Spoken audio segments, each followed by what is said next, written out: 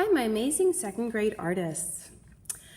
The first thing that I want you to do today is, if you have not finished your bright future self portrait, this is your main priority today, is to make sure that your glasses are finished, your face is nicely outlined, and you've done your best job to color inside of your glasses. If you are finished with this though, you can go ahead and move on to our next little fun activity, which is to create an optical illusion. An optical illusion is a drawing that makes it look, it tricks the eye into thinking that something is 3D. And the way that we're going to create our hand to look 3D is by creating straight to curved lines, as well as adding a shadow around the edge of our hands. So let's take a look at how we're going to create this fun optical illusion. So, on your piece of paper, don't forget to write your name, class number on the back, and then flip your paper over. First thing you're going to do is, of course, trace your hand. When you're tracing your hand, hold your pencil straight up and down. If I put my pencil underneath my hand like this, my fingers are going to look so skinny. So trace your fingers straight up and down. If you're struggling with this step, you can always ask your partner to help you trace your hand as well. Go really nice and slow. We don't want crooked, wonky fingers. And maybe your wrist as well, if your wrist is hanging off your paper. Okay, boys and girls, the next thing that you're going to go ahead and do is you're going to need a ruler.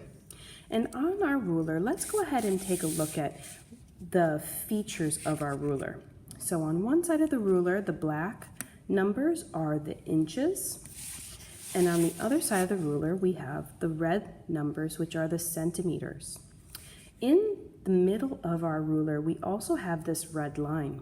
In fact, today, that is going to be the thing we're going to use the most. Not the numbers, but the red line and the straight edge, of course. First thing I want you to do is take the red line and put it at the bottom of your paper. Then draw a line until it hits your hand, and another line on the other side coming off your hand. But don't move your ruler just yet.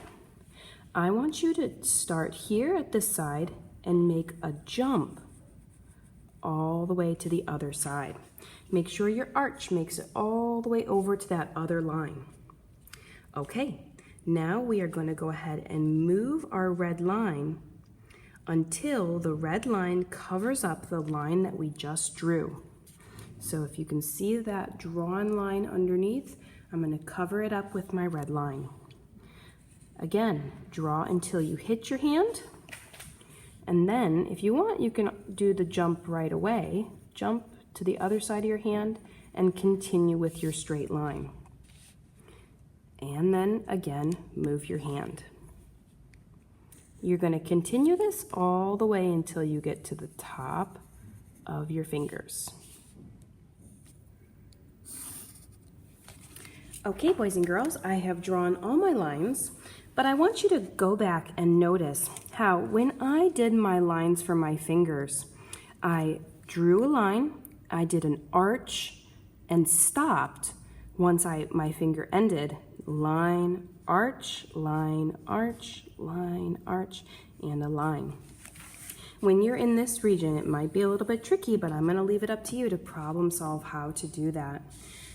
Next, boys and girls, you are going to take markers, crayons, or colored pencils, and you are welcome to color in each line. You can do whatever type of color or pattern you like. But then, I also want you to take a black or dark brown or gray colored pencil, marker, or crayon to try and add a shadow on the edge of your fingers.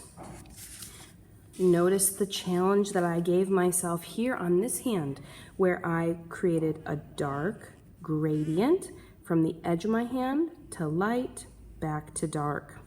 That makes it look like my fingers are shiny, as they have a lighter part on the inside of each stripe, but a darker part along the edge. If you want to give yourself a challenge, you can do that as well. But the basic thing that I want you to try is adding a shadow to around the side of your fingers to make it look like your hand is raised off of our paper.